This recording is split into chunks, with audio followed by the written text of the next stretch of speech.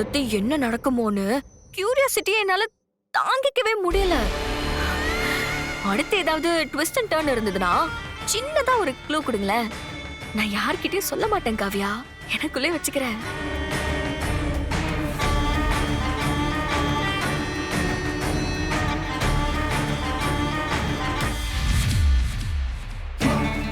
என்ன காவ்யா, நீங்களும் அர்ஜுனும் ரகசியமா மீட் பண்றீங்கன்னு சொல்ற. ஆனா நீங்க அத பத்தி எந்த பதிலும் சொல்லாம அமைதியா இருக்கீங்க.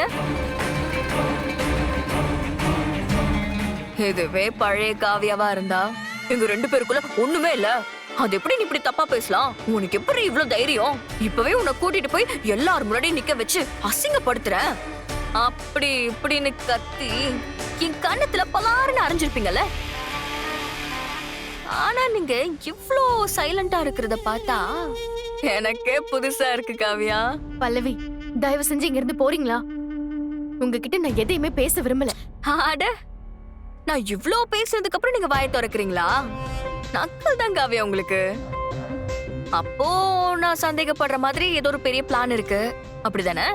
பல்லவி, இங்க இருந்து போங்க, என்ன கொஞ்சம் தனியா இருக்க விடுங்க. பாரா, இப்ப கூட அந்த மாதிரி பிளான் எதுவும் இல்லன்னு சொல்ல மாட்டீங்களே, என்ன விரட்டுறதுல தானே குறியா இருக்கீங்க. அப்படிலாம் எதுவுமே இல்ல பல்லவி. தேவையில்லாம கற்பனை பண்ணிக்கிட்டு பேசாதீங்க. உங்களுக்கு வேற வேலையே இல்லையா? அடுத்தவங்களை நோட்டு விடுறது உங்க வேலையா? என்ன பண்றது காவியா, இந்த வீட்ல நிறைய மர்மம் இருக்கு, அதை யாரும் கண்டு காணாம இருக்காங்க. இந்த குடும்பத்துல ஒருத்தியா இதுலலாம் இன்ட்ரெஸ்ட் காட்டுறது என்னோட கடமை இல்லையா? இந்த குடும்பத்தோட கண்ணியத்தை காப்பாத்துற பொறுப்பு எனக்கும் இருக்குல்ல. நாலு பின்ன உங்க 2 பேரால எங்க ஃபேமிலில ஏதாவது பெரிய கலவரம் வெடிச்சா அது எனக்கும் தானே நஷ்டம். அதான் கேட்டேன்.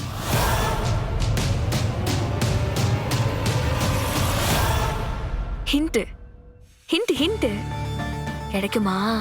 பல்லவி, நான் ஏற்கனவே டென்ஷன்ல இருக்கேன். என்ன இன்னும் நீங்க ஓகே ஓகே ஓகே ஓகே. உங்க பிளானை எப்படி எக்ஸிக்யூட் பண்ணலாம்னு யோசிச்சுட்டு இருப்பீங்க அதானே? நான் டிஸ்டர்ப் பண்ணல.